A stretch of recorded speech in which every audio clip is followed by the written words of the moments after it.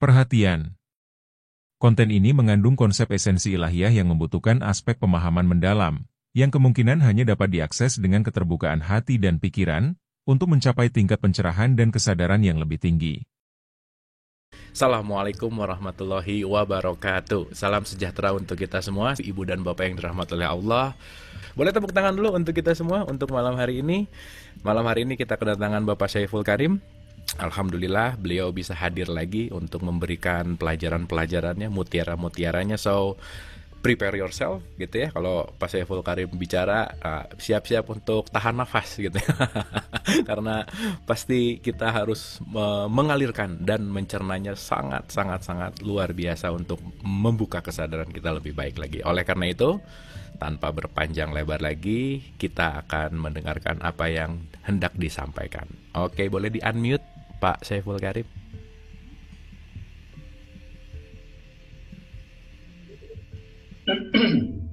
Mangga. Bismillahirrahmanirrahim.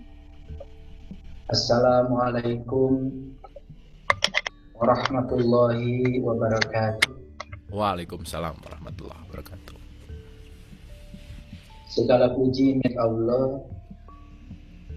Dialah Tuhan yang senantiasa hadir di setiap ruang dan waktu, di semua tingkatan makhluk, yang senantiasa berbicara dengan suara yang amat sangat keras ketika pikiran kita bisa diam, yang senantiasa mengajarkan kebenaran kepada kita saat ego kita bisa kita lampaui. Dialah sang kasih sayang di antara kebencian dan kecintaan. Dialah sang keniscayaan di antara kebaikan dan keburukan. Dialah sang kebenaran di antara penilaian benar dan penilaian salah. Dialah sang ketenangan di antara keberanian dan ketakutan. Dialah sang keabadian di antara kehidupan dan kematian. Dialah sang netral di antara positif dan negatif. Dialah sang kebijaksanaan yang senantiasa melampaui segala kata-kata. Mari kita penuhi dada kita dengan rasa syukur yang dalam atas hadiah kehidupan yang masih dititipkan kepada kita, untuk terus belajar di sekolah kehidupan ini, meningkatkan kesadaran, melampaui segala dualitas yang harus kita alami kedua-duanya, yang harus kita terima kedua-duanya dengan cara yang sama. Oleh karena itu, marilah kita awali kajian kita di malam yang penuh berkah ini bersama-sama memuji Dia dengan membaca hamdalah. Alhamdulillahirabbil alamin. Marilah kita sertakan beliau, kita undang beliau dalam majelis ilmu ini, seraya menyapa asmanya dengan kelembutan dan cinta, seraya membaca basmalah. Bismillahirrahmanirrahim. Para sahabatku yang merindukan Allah sang kebenaran, seorang ulama besar yang menulis kitab Al-Hikam, yaitu Ibnu Atha, beliau menyatakan bahwa usia itu bukanlah dihitung dari mula saat kita dilahirkan, tapi usia itu dihitung dari saat kita mengenal Tuhan. Sebetulnya dari situlah usia kita dihitung. Entah sudah berapa ribu kelahiran, entah sudah berapa ribu kematian yang sudah kita lalui, tetapi semua itu tidak dihitung, karena usia kita yang sesungguhnya dihitung saat mula kita mengenal kepada Tuhan pencipta kita. Yang paling ditakuti oleh semua manusia di semesta ini sesungguhnya adalah berbeda pendapat dengan orang lain. Lalu terkadang kita sering sekali terjebak dalam kerumunan untuk selalu membenarkan sesuatu, Padahal sesuatu itu bisa jadi adalah kebohongan yang diulang-ulang secara terus-menerus, yang kemudian telah mewujud menjadi sesuatu yang disebut dengan kebenaran. Kalau hari ini kita berani berbeda pendapat dengan pendapatnya itu, sesungguhnya kita sudah berubah dari seekor domba menjadi seekor singa. Kalau domba itu kan lemah sekali. Kalau singa itu keras, ya kuat. Dan beruntunglah mereka yang berani untuk berbeda pendapat, karena dia sudah mengalami kebebasan di dalam berpikir. Semoga para sahabat yang hadir malam ini tidak takut untuk berbeda pendapat, terutama dengan pendapat-pendapat yang sesungguhnya pendapat itu sudah dipercayai bertahun-tahun oleh kita. Padahal orang yang mengemukakan pendapat itu pun kalau diminta untuk membuktikan yang dia sebut dan mengajak kita untuk percaya itu, mungkin tidak bisa membuktikan apa-apa. Para sahabat yang dirahmati oleh Allah, oleh karena itu dalam kehidupan kita yang sekarang ini, kalau bisa kita bisa mengalami kelahiran yang kedua. Kalau usia kita itu dihitung dari saat mengenal Tuhan, berarti kita harus mengalami kelahiran yang kedua. Kalau dalam terminologi Islam, itu ada istilah maulid. Dalam terminologi keyakinan lain, ada istilah Natal, dan lain-lain. Sebetulnya itu bukan sedang memperingati kelahiran para leluhur kita saja, tetapi kita sendiri harus mengalami maulid itu. Kita sendiri harus mengalami Natal itu. Kita harus mengalami kelahiran yang kedua, terutama kelahiran saat dimana kita bisa menghitung usia kita yang sesungguhnya, yaitu kelahiran dimana kita bisa mengenal jati diri kita sendiri. Maka mereka yang sudah mengalami kelahiran yang kedua itu, jangan heran biasanya kalau selalu memiliki keinginan untuk menyendiri. Kadang-kadang menjauh dari komunitas lama, bukan mau memutus silaturahim sebetulnya. Hanya sekedar untuk menghargai mereka yang belum siap untuk berbeda pendapat dengan kita. Karena orang yang sudah mencapai kebijaksanaan itu biasanya tidak suka berdebat. Bahkan tidak mau mengajak orang lain untuk percaya apa yang diyakininya. Karena ciri manusia kebenaran itu tidak pernah mengajak orang lain untuk percaya. Ketika seseorang sudah mulai ada keinginan untuk menyendiri, menjauh dari komunitas lama, karena dia merasa ingin menghargai orang lain yang belum siap untuk berbeda pendapat, maka orang yang semacam itu biasanya mulai tertarik pada hal-hal yang tidak tertarik pada hal-hal yang dangkal dan palsu. Karena tidak sedikit juga orang yang tertarik pada hal-hal yang dangkal dan palsu. Karena di semesta ini banyak sekali bayangan. Dan bayangan itu biasanya selalu terjadi pada saat kita berada di tempat yang panas, di tempat yang terang. Ketika kita mau bergerak ke tempat yang teduh, tidak panas lagi, maka bayangan kita pun menghilang sesaat. Maka itulah sesungguhnya kenapa pentingnya kita meniti ke dalam diri. Nah, orang yang sudah seperti itu, tidak tertarik pada hal-hal yang dangkal, tidak tertarik pada hal-hal yang palsu, biasanya cinta kasihnya mulai tumbuh. Lalu biasanya mulai mudah terhanyut dengan kesusahan orang lain. Itu ciri, ya. Ciri orang yang sudah tercerahkan itu biasanya mudah terhanyut dengan kesusahan orang lain. Karena apa? Dia sudah mengubah yang namanya energi kebencian menjadi energi cinta. Dan menurut risetnya David Hawkins, ternyata energi kebencian dengan energi cinta itu satu energi yang sama. Dan kalau itu energi yang sama, yang namanya energi itu dapat dirubah bentuk dari satu bentuk ke bentuk yang lain. Oleh karena itu maka dalam level tingkatan energi, kalau energi kebencian itu nilainya 150, kalau energi cinta itu kan nilainya 500 dalam kesadarannya Hawkins. Nah, kita itu bisa mengubah sebetulnya, karena itu sama-sama energi. Berbeda dengan ketidakpedulian. Kalau ketidakpedulian itu bukan energi, ketidakpedulian itu materi. Oleh karena itu maka ketidakpedulian tidak bisa diubah menjadi energi cinta. Nah, sebetulnya belajar spiritual itu yang paling hebat adalah kita bisa mengubah energi apapun menjadi energi cinta bagi mereka yang sadar. Ketika kita sudah mulai terhanyut dengan hal-hal kesusahan orang lain, biasanya kita selalu ingin memiliki keinginan yang kuat untuk menjadikan dunia ini sebagai tempat yang lebih baik. Jadi ingin menjadikan dunia ini sebagai tempat yang lebih baik. Itu ciri orang yang sudah mencapai pencerahan. Lalu ada keinginan besar untuk menemukan dan memahami makna hidup, makna kehidupan dan rahasia alam.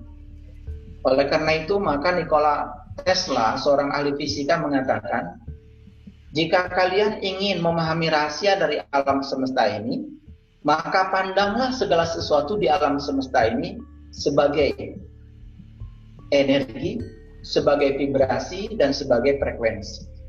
Maka jangan heran kalau kita sekarang hidup di abad fisika kuantum. Kalau zaman dulu kan fisika namanya fisika Newton atau fisika klasik, di mana materi dipandang sebagai materi. Kalau sekarang itu materi sudah dipandang sebagai energi. Makanya apapun di semesta ini, kalau kita ingin tahu rahasianya, pandanglah itu sebagai energi, sebagai vibrasi, sebagai frekuensi. Oleh karena itu jangan heran kalau sekarang ini ada loncatan-loncatan pengobatan, ada yang namanya pengobatan holistik, di mana segala sesuatu di alam semesta ini dipandang sebagai frekuensi, dipandang sebagai vibrasi, dipandang sebagai energi. Sesungguhnya wahyu yang diterima oleh para nabi, para rasul, itu juga sebetulnya vibrasi, itu juga sebetulnya frekuensi, itu sebetulnya energi. Karena ada seorang ahli fisika yang sangat terkenal, dalam bukunya beliau menulis ya bahwa informasi juga sesungguhnya adalah energi. Informasi itu energi sebetulnya. Bagi orang yang tidak tahu, informasi itu sekedar kata-kata, sekedar pengetahuan. Tapi bagi mereka yang tahu, sesungguhnya informasi itu adalah energi. Nah, kita malam ini akan mendiskusikan dimensi energi lebih dalam lagi. Saya hanya memberikan prolog saja. Oleh karena itu jangan heran kalau ada seorang tokoh Islam yang sangat terkenal di masa lalu, namanya Imam Al-Ghazali. Beliau menulis kitab namanya Ihya Ulumuddin. Jadi Ihya Ulumuddin itu adalah menghidupkan agama, menghidupkan ilmu agama. Kenapa Ihya Ulumuddin itu kemudian harus ditulis oleh seorang Imam Al-Ghazali? Saya yakin pada saat itu di zaman beliau agama itu sudah mati. Dan jangan-jangan agama itu sampai hari ini juga masih mati. Ya, belum hidup. Agama itu belum mencapai kesadaran. Oleh karena itu kalau kita mau mengkaji kitab Ihya Ulumuddin di pesantren, isinya itu kira-kira secara garis besar seperti ini. Yang pertama, Ihya Ulumuddin itu ingin mengubah materi menjadi energi. Jadi sebetulnya sangat setara ya dengan prinsipnya Einstein.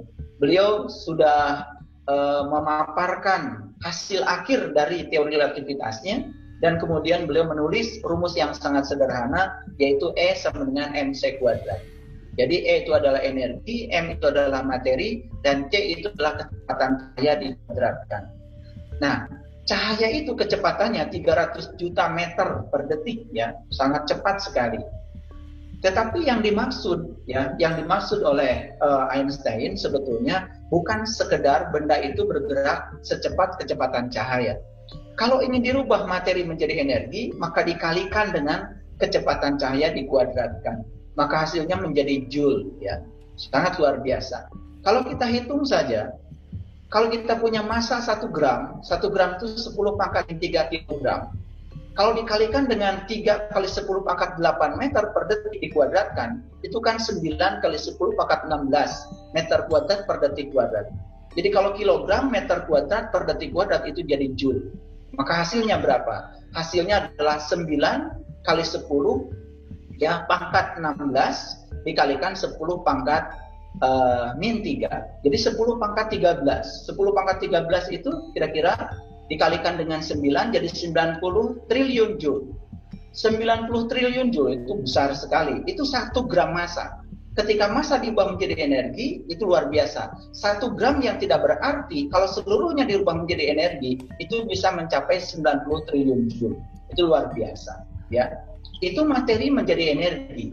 Oleh karena itu maka, transisi yang diinginkan oleh Imam Al-Ghazali, sesungguhnya bagaimana materi menjadi energi. Bagaimana tidak sadar menjadi sadar.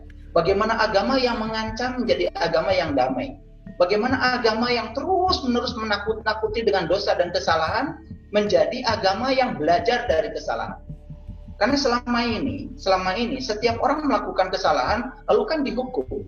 Kesalahan itu adalah kegelapan, hukuman juga kegelapan. Jadi kalau kesalahan itu kegelapan dan hukuman itu adalah kegelapan, maka kegelapan ditambah kegelapan itu semakin gelap. Oleh karena itu maka setiap hukuman di semesta ini itu adalah kegelapan. Menurut saya penjara itu kegelapan.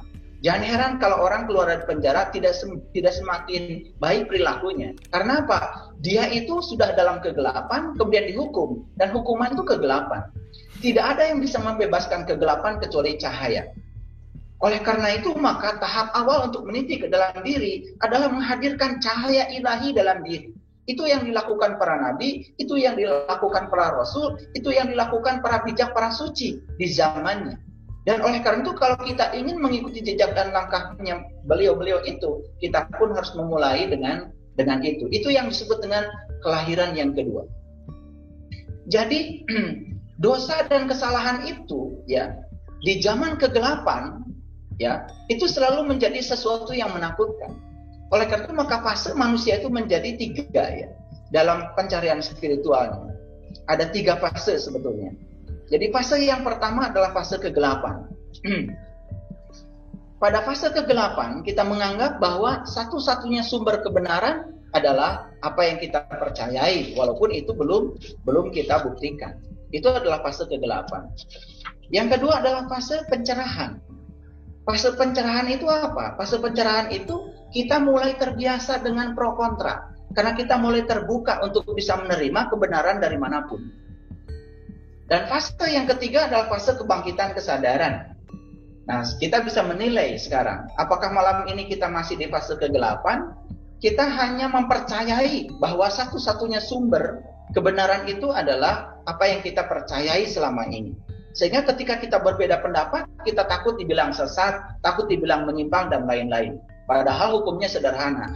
Hanya yang berani tersesat yang tidak pernah akan tersesat. Hanya yang berani tersesat yang tidak akan pernah tersesat. Semua yang takut tersesat selamanya akan tersesat. Coba sekarang, pergilah kita ke luar negeri, kemana saja, ya. Jangan takut tersesat. Begitu kita berani untuk takut tersesat, suatu saat kita akan bertanya. Karena pertanyaan alamat ini di mana hanya bisa terjadi pada saat kita sedang tersesat. Ketika kita minta ditunjukkan sama orang, alamat ini di mana? Itu hanya terjadi saat kita sedang mencari di jalan. Tidak mungkin saat kita di kamar, di rumah, kita bertanya seperti itu. Dan mereka yang selalu di rumah, takut tersesat, selamanya tidak akan pernah bertanya. Maka keluar dari rumah kita, jangan takut tersesat. Hanya mereka yang berani tersesat, yang tidak pernah akan tersesat. Mereka yang takut tersesat, selamanya akan tersesat. Makanya dulu ketika kita berada di fase kegelapan, yang terjadi apa? Kita takut untuk berbeda. Karena kita menganggap satu-satunya sumber kebenaran adalah apa yang kita percayai selama ini. Walaupun kita belum membuktikannya, kita menganggap itu sebagai satu-satunya sumber kebenaran. Kita takut dibilang tersesat. Kemudian kita mulai masuk pada episode yang kedua, masa pencerahan. Di masa pencerahan ini informasi dan pengetahuan begitu terbuka. Lalu kita mulai terbiasa dengan pro dan kontra. Ketika kita terbiasa dengan pro dan kontra, itu sudah bagus itu. Sudah bagus. Dan kita akan sebentar lagi masuk pada fase yang ketiga, yaitu fase kebangkitan kesadaran. Nah, di fase kebangkitan kesadaran ini, kita sudah memiliki sudut pandang yang sangat luas. Oleh karena itu, jangan heran kalau alam semesta ini disebutnya juga universe. Dalam bahasa Inggris, universe. Itu adalah istilah yang sangat luar biasa. Universe. Uni itu artinya adalah kumpulan, dan verse itu adalah versi. Jadi universe sebetulnya adalah kumpulan versi. Maka orang yang sudah banyak pengetahuannya, dia bisa memandang satu hal dari banyak versi. Makanya mereka akan terbebas dari penghakiman, mereka akan terbebas dari penghakiman benar salah, dan mereka menjadi maklum. Semua manusia sedang berproses di tingkatannya masing-masing. Tidak ada benar tidak ada benar salah. Dia bisa menerima semua keadaan apa adanya. Dia bisa menerima semua orang di tingkatan perjalanan spiritualnya masing-masing. Oleh karena itu sesungguhnya yang harus kita perhatikan bahwa tujuan kita yang sesungguhnya adalah perjalanan kita sendiri. Jadi kalau saya ditanya apa sih tujuan hidup saya? Ya tujuan hidup saya adalah perjalanan hidup saya. Karena apa? Perjalanan itu tanpa batas. Perjalanan itu tanpa batas. Coba perhatikan alam semesta yang sangat luar biasa ini. Tidak ada satupun alam semesta yang tidak berkembang. Semuanya bergerak. Bumi bergerak, bulan bergerak, matahari bergerak, galaksi Bima Sakti bergerak, semua sedang bergerak. Dan semua gerakan ini indah adanya. Dan kalau kita terus berfokus pada tujuan, kita akan melupakan perjalanan kita sendiri. Oleh karena itu saya ingin mengajak kita semua untuk sadar bahwa sesungguhnya tujuan kehidupan kita yang sesungguhnya adalah perjalanan kita sendiri. Maka mereka yang fokus pada perjalanannya, dia akan menikmati setiap momen dalam perjalanan itu sebagai surga. Dan mereka yang kemudian terus fokus pada tujuan, dia akan melupakan perjalanannya sendiri. Makanya banyak orang yang ingin pergi ke Bali, ya, kemudian berangkat dari rumah tergesa-gesa, dari rumah ingin cepat naik mobil, setelah naik mobil ingin cepat sampai bandara, setelah sampai di bandara ada pengumuman 30 menit, misalkan pesawat ditunda, itu aja marah-marah. Padahal tujuannya adalah ingin mencapai tujuan. Katanya di Bali ingin mencapai kebahagiaan. Sampai di Bali, ya, pesawat sudah landing, mendarat. Ketika sudah mendarat, yang jemput terlambat, marah-marah lagi. Terus kapan kita mau bahagia? Kebanyakan manusia terjebak pada tujuan. Lalu mereka lupa dengan perjalanannya sendiri. Oleh karena itu hidup itu nggak usah pakai peta. Hidup itu gak usah punya peta, bahkan tidak perlu pakai tujuan. Jalani saja setiap perjalanan kita, dan setiap perjalanan kita itulah tujuan kita yang sebenarnya. Kalau kita sadar dengan itu, coba kedamaian mulai kita akan dapatkan. Para sahabatku yang dirahmati oleh Allah, semoga para sahabat sekalian yang hadir malam ini sudah melampaui fase kegelapan, sudah memasuki fase pencerahan. Syukur kalau sudah memasuki fase kebangkitan kesadaran, sudah menjadi universe, sudah menjadi memiliki sudut pandang yang sangat luas. Oleh karena itu saya sering mengatakan sesungguhnya di Quran dikatakan manusia itu awalnya satu umat. Umat apa itu? Umat apa itu? Kita ini semua satu bangsa, yaitu bangsa manusia. Dan kita ini satu tanah air, tanah air bumi. Dan kita ini satu bahasa, bahasa cinta. Kalau kita semua sudah sadar kita ini satu bangsa, namanya bangsa manusia, kita ini adalah satu tanah air bumi kita, dan kita pun satu bahasa, yaitu bahasa cinta, maka kedamaian menjadi milik kita bersama. Para sahabatku yang dirahmati oleh Allah. Oleh karena itu maka Imam Al-Ghazali sedang mentransisikan kita dari tidak sadar menjadi sadar, dari mengancam menjadi damai, dari menganggap kesalahan dan dosa sebagai hukuman, justru kesalahan dan dosa sebagai pembelajaran. Kita belajar dari kesalahan, dari tidak mempertanyakan menjadi mempertanyakan, dari harus percaya menjadi mencari untuk percaya. Kan selama ini kita sering diajarkan oleh orang-orang yang teriak, ya, menganggap dirinya sebagai wakil Tuhan. Harus percaya, harus percaya, harus percaya. Bukan itu seharusnya. Kita harus mencari cara untuk percaya. Bagaimana supaya kita percaya? Harus mencari. Percaya itu tidak bisa harus. Yang selama ini kita hanya hidup dalam pikiran, coba mulai bertransisi untuk hidup dalam kesadaran. Yang selama ini kita terus-menerus memberi makan pada ego, kita harus melepaskan ego. Yang selama ini kita menganggap bahwa sesungguhnya agama, keyakinan itu Tuhan. Itu yang keliru. Sesungguhnya yang sebenarnya kita harus hidup dalam Tuhan tanpa meninggalkan dunia. Agama itu selalu ditarik ke masa lalu, agama selalu ditarik ke masa depan. Saatnya kita beragama tinggal dalam masa sekarang. Agama yang terus menjanjikan, sudah saatnya dirubah menjadi agama yang menemukan. agama yang terus-menerus menjanjikan kehidupan setelah kematian, maka kita pun harus sejahtera dalam hidup, apalagi nanti setelah mati. Kan sesungguhnya itu yang sedang dihidupkan oleh Imam Al-Ghazali. Dan oleh karena itu, untuk menghidupkan itu, saya ingin mengajak kita semua untuk memperhatikan satu ayat. Silahkan Kang Marlo dibuka Quran surat Al-Hajj ayat yang ke-27.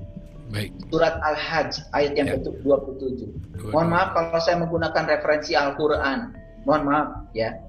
Untuk para sahabat yang ingin menggunakan referensi yang lain, boleh. Nanti kita akan buka kitab-kitab yang lain. Tapi untuk malam ini, karena saya melihat kebanyakan masih dilahirkan dari tradisi Islam, oleh karena itu maka saya masih menggunakan terminologi Islam.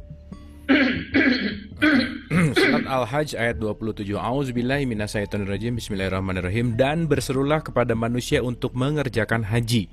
Niscaya mereka akan datang kepadamu dengan berjalan kaki dan mengendarai unta yang kurus yang datang dari segenap penjuru yang jauh. Baik, terima kasih Kang Marlo. Ayat ini sebetulnya ayat yang sangat umum. Tetapi malam ini saya akan bikin menjadi khusus. Silahkan semuanya yang tahu bahasa Arabnya, membaca bahasa Arabnya. Yang tahu terjemahannya, silahkan membaca terjemahannya. Saya akan bacakan sedikit bahasa Arabnya. Wa adzin fin nasi bil hajj ya'tuka rijalan wa ala kulli dhamirin ya'tina min kulli fajjin amir. Dan berserulah kepada manusia untuk mengerjakan haji. Ini harus diperhatikan ayat ini. Dan berserulah kepada manusia untuk mengerjakan haji. Kalau disederhanakan bahasanya berarti ada sekelompok orang yang harus menyeru manusia yang lain untuk mengerjakan haji. Kira-kira bisa ditangkap? Ya. Kan ini kalimatnya, dan berserulah kepada manusia untuk mengerjakan haji. Jadi artinya ada sekelompok manusia yang disuruh untuk menyeru kelompok yang lain untuk mengerjakan haji. Nah, ini tugas buat siapa? Siapa yang boleh menyeru orang lain untuk berhaji? Bisa dijawab kira-kira siapa? Hanya orang yang sudah berhaji yang berhak untuk menyeru orang lain untuk berhaji. Nah, sekarang pertanyaannya, apa itu haji?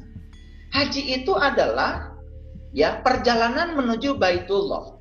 Apa tujuan haji? Tujuan haji cuma satu. Bukan untuk bertemu rumahnya Tuhan, tetapi untuk bertemu dengan yang punya rumah. Jadi sekali lagi, siapa yang boleh menyeru untuk berhaji? Tentu saja satu, orang yang sudah berhaji. Siapa orang yang sudah berhaji? Orang yang sudah berkunjung ke rumah Tuhan, dan dia sudah bertemu langsung dengan sang pemilik rumah. Itu yang pertama. Kemudian ayat berikutnya, ini indah sekali kalau dibaca dengan keterbukaan. Ayat ini selanjutnya apa? Niscaya mereka, siapa mereka ini? Mereka itu yang diseru. Akan datang kepadamu. Siapa kamu di situ? Yang menyeru. Ulangi lagi ya, ulangi lagi. Dan berserulah kepada manusia untuk berhaji. Siapa yang boleh menyeru? Yang sudah berhaji. Siapa yang sudah berhaji? Yang sudah melakukan perjalanan ke Baitullah. Apa itu Baitullah? Baitullah adalah rumah Allah. Siapa yang sudah berhaji adalah mereka yang sudah berkunjung ke rumah Allah, sudah masuk di rumahnya, sudah bertamu di rumahnya, sudah disuguhi di rumahnya Allah, hidangan dari Allah sendiri, sudah bertemu sang pemilik rumah. Itulah yang boleh menyeru. Yang belum masuk ke rumahnya, belum tahu kuncinya, belum tahu pintunya, bahkan alamat rumahnya pun sampai sekarang belum tahu, tidak boleh menyeru untuk berhaji. Yang boleh menyeru untuk berhaji adalah hanya mereka yang sudah pergi ke sana. Siapa yang diseru? Yang diseru adalah yang belum pergi ke sana. Maka di ayat ini dikatakan, niscaya mereka akan datang kepadamu. Jadi ketika kita menyeru orang lain untuk berhaji, maka mereka akan datang kepada kita. Dengan cara apa mereka berdatang? Datang kepada kita. Lihat ayat ini indah sekali. Dengan berjalan kaki. Tidak naik pesawat, tidak naik mobil, tidak pakai transportasi apapun, dengan berjalan kaki. Kan logikanya kalau berjalan kaki, jaraknya tidak jauh. Kalau berjalan kaki, jaraknya amat dekat dengan kita. Dan di ayat berikutnya dikatakan, dan mereka mengendarai unta yang kurus, bukan unta yang gemuk, unta yang kurus. Ini simbol sebetulnya. Bahwa unta yang kurus itu adalah simbol dari tubuh kita. Unta yang kurus itu adalah simbol dari jasmani kita. Dalam bahasa Quran surat Al-Baqarah, itu yang disebut dengan sapi betina. Dalam bahasa lain itu disebutnya unta yang kurus. Dan mereka akan datang dari segenap penjuru yang jauh. Jadi ayat ini mengajarkan kepada kita bahwa sesungguhnya mereka yang belum berhaji, mereka yang belum bertemu dengan jati dirinya, segera berhaji, bertemu dengan jati dirinya, dan ikutilah mereka yang menyeru. Dan lihat, apakah mereka yang menyeru kepada kita sudah berhaji? Apakah mereka yang menyeru kepada kita sudah sampai di rumahnya Allah? Kita harus tahu tentu saja. Ayat ini memberikan gambaran yang sangat luar biasa. Dan yang luar biasa lagi dari ayat ini, yang luar biasa dari ayat ini, yang diseru adalah nas. Yang diseru adalah manusia. Ini luar biasa kalau menurut saya. Tapi kalau ayat ini dibacanya hanya sekedarnya saja, tidak membuka keterbukaan, tidak menggunakan keterbukaan pikiran kita, kita tidak akan pernah bisa merasakan ayat ini. Jadi sekali lagi, ayat ini adalah satu, di dalamnya adalah seruan untuk berhaji. Yang kedua, siapa yang boleh menyeru? Yang sudah berhaji. Yang diseru adalah yang belum berhaji. Bagaimana cara berhaji? Berjalan kaki dan menggunakan unta yang kurus. Jadi artinya kalau berhaji itu menggunakan unta yang kurus dan berjalan kaki, jaraknya kan tidak jauh. Kalau jaraknya tidak jauh, terus kemana perginya? Allah sudah ngasih alamat. Aku bersamamu, lebih dekat kepadamu daripada urat nadi lehermu. Sedekat itu sebetulnya. Saya juga tidak mengerti. Kenapa ya ayat seperti ini, yang luar biasa seperti ini, kok tidak pernah dihiraukan, tidak pernah direnungkan. Ayat yang sangat luar biasa ini, kok tidak pernah dipikirkan. Padahal ayat ini mengajarkan kepada kita bahwa sesungguhnya berhaji itu adalah berjalan kaki. Berhaji itu hanya menggunakan kendaraan yang bernama unta yang kurus. Ini adalah bahasa simbolik. Jadi artinya ini adalah perintah kepada kita untuk meniti ke dalam diri, untuk meningkatkan kesadaran kita. Para sahabatku yang dirahmati oleh Allah, memang meningkatkan kesadaran itu tidak seperti kita melepaskan pakaian kita. Karena apa? Kita ini sudah banyak sebetulnya ditutupi ketidaksadaran kita oleh debu-debu yang sangat luar biasa menutupi kita. Dan debu-debu ini harus dilepaskan satu persatu. Dan melepaskan debu yang ini tidak sama seperti melepaskan pakaian kita. Karena apa? Karena debu ini melekat pada luka kita. Kalau debu itu melekat pada kulit kita, itu masih bisa dilepaskan dengan mudah. Tapi debu ini melekat pada luka kita. Jadi sebetulnya meningkatkan kesadaran itu sama dengan melepaskan debu-debu yang melekat pada luka kulit kita. Dan pasti akan terasa sakit. Terasa sakit. Karena apa? Kita harus meninggalkan kebiasaan-kebiasaan lama yang kita percayai, yang tidak ada buktinya kepada kita. Dan itu sesungguhnya sangat sakit bagi mereka yang tidak siap. Tapi bagi mereka yang siap, satu debu kecil daripada lukanya itu terus dilepaskan. Sampai suatu saat, seluruh debu dalam lukanya itu akan terlepas. Dan suatu saat, kita akan merasakan luka kita akan mengering. Dan suatu saat, luka kita akan sembuh. Itulah meningkatkan kesadaran. Oleh karena itu, meningkatkan kesadaran itu tidak mudah sebetulnya. Tidak ada yang gratis. Semua harus dibeli dengan pengorbanan. Oleh karena itu, ya, bertemu dengan guru spiritual, hentikan. Jangan punya banyak keinginan dan harapan. Kenapa? Mohon maaf, banyak yang belajar kepada saya, tetapi masih punya banyak keinginan, masih punya banyak harapan, ingin ini, ingin itu. Kalau keinginan dan harapan itu dipenuhi, sampai kapan pikiran lama kita yang busuk dan tidak baik itu akan bisa dihancurkan? Karena pikiran lama yang busuk, pikiran lama yang rusak itu harus dihancurkan. Dan satu-satunya cara untuk menghancurkannya, penggal kepala kita dan serahkan kepala kita pada guru kita. Dan guru kita akan mengubah semua tatanan pikiran kita yang rusak itu menjadi baik. Oleh karena itu, belajar spiritual cuma satu. Jangan punya keinginan, jangan punya harapan. Apalagi ada pamrih, dikait-kaitkan dengan ini, dikait-kaitkan dengan itu, tidak akan pernah berhasil. Makanya belajar spiritual itu harus lepas. Belajar spiritual itu harus kosong. Dan ketika kita bisa kosong, step by step, tahap demi tahap, kita akan mudah sekali untuk melalui tahap-tahapan spiritual yang kita maksud. Para sahabatku yang dirahmati oleh Allah, selanjutnya saya ingin kita semua memperhatikan Quran surat Yasin. Silakan buka Quran surah Yasin. Surah Yasin itu surat yang ke-36. Coba baca ayat yang ke-6. Dilihat dulu ayat yang ke-6. Ya. Ayat yang ke-6, ya, saya bacakan ya. Agar kamu memberi peringatan kepada kaum yang bapak-bapak mereka belum pernah diberi peringatan, karena itu mereka lalai. Ini ayat luar biasa. Tetapi harus kita bedah, harus kita analisis. Siapa kamu di sini? Siapa kamu di sini? Nah, ini kamu ini ada hubungannya dengan Yasin. Makanya kalau kita lihat dari ayat yang pertama, ya, silakan dibuka ayat yang pertama. Yasin. Itu kan Yasin. Makanya kita secara tidak langsung sering kan mengucapkan kata Yasin ini kalau kita baca sholawat. Sholatullah salamullah ala toha rasulillah. Sholatullah salamullah ala Yasin habibillah. Makanya kalau Kiai Haji Haderani dalam sebuah buku yang berjudul 4M, ya 4M, ya, beliau mengatakan Yasin itu diterjemahkan oleh beliau wahai Sin. Yasin itu wahai Sin. Siapa Sin di situ? Lihat gerginya. Perhatikan para sahabat sekalian. Sin itu gerginya 3. Dan 3 ini menjadi simbol, ya, simbol dimensi ketuhanan. Jadi kalau kita dalam Islam itu kan baca syahadat, asyhadu an la ilaha illallah wa asyhadu anna Muhammadar Rasulullah. Ada 3 di situ. Ada yang menyaksikan, ada yang disaksikan. Yang menyaksikan dan disaksikan. Yang menyaksikan adalah ada yang menyaksikan, ada yang disaksikan. Siapa yang disaksikan? Asyhadu an la ilaha illallah wa asyhadu anna Muhammadar Rasulullah. Makanya di situ ada 3 terminologi, yang menyaksikan, yang disaksikan. Yang disaksikan 2 di situ kan disebutnya syahadatain.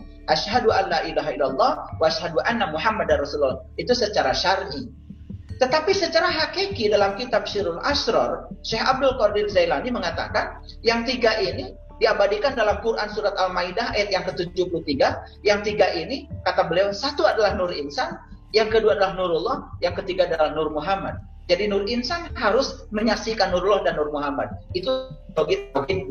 Makanya Sin itu adalah orang yang sudah bisa menyatukan yang 3. Nur Insan, Nurullah dan Nur Muhammad menjadi satu kesatuan. Makanya Sin itu adalah panggilan untuk Rasulullah.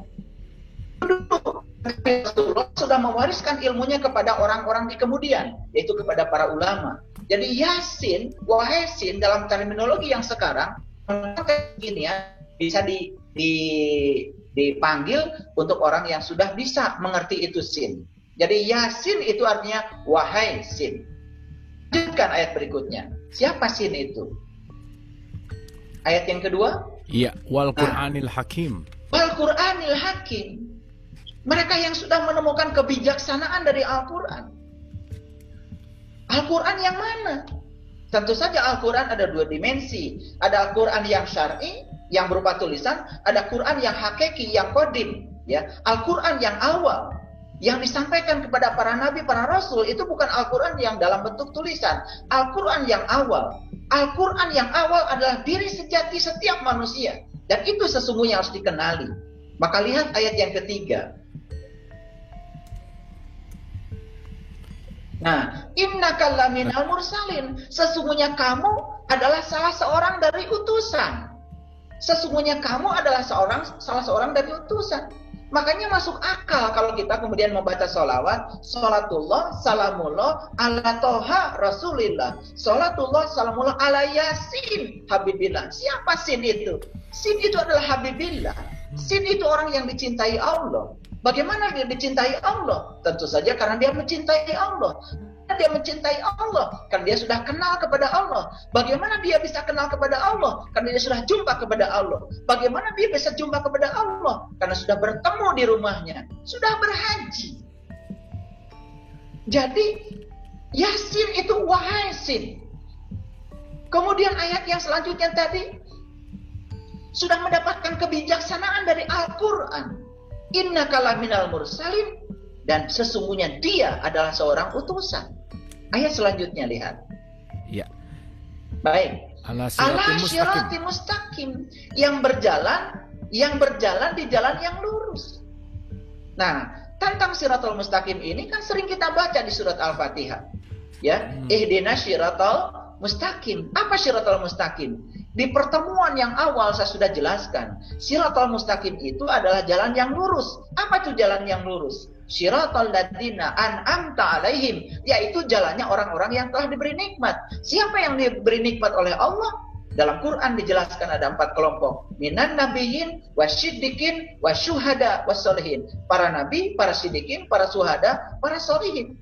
Itulah orang yang diberi nikmat. Jadi Shiratul Mustaqim itu adalah jalan yang lurus. Jalannya para nabi, para siddiqin, para syuhada, dan para sholihin.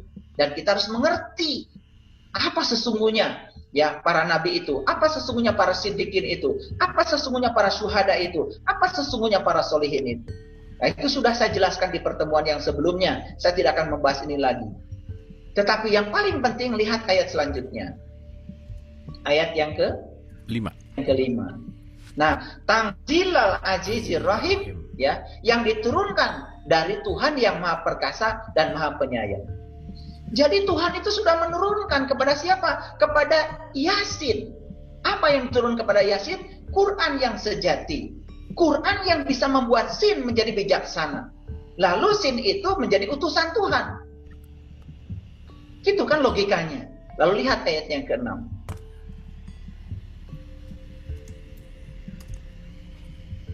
Nah, ayat yang ke-6, agar kamu, siapa kamu di situ? Yasin tadi.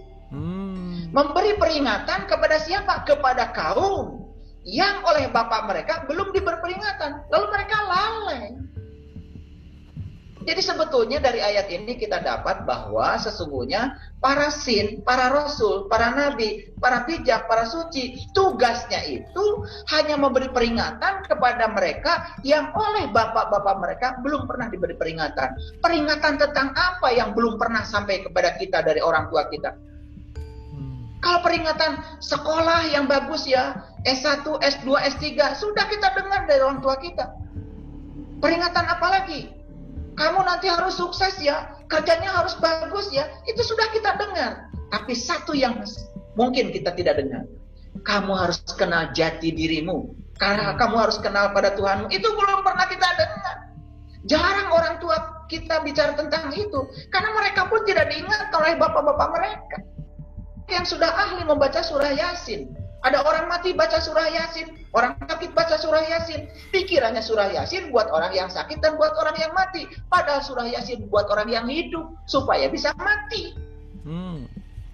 Buat orang yang hidup supaya bisa mati. Makanya Yasin apa itu?